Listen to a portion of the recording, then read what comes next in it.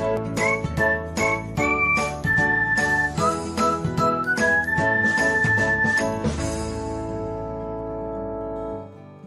everyone, welcome back to another episode of Technologyglance. Today, in this video, I'm going to guide you through how you can turn on notification of account suggestion on Instagram. So, let's get started. Firstly, open Instagram app in your device. Then tap on profile icon. Next, tap on three lines icon.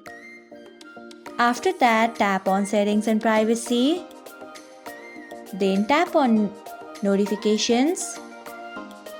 After that, tap on following and followers. Next, you can see the option of account suggestion. Below it, you can see the option of turn on.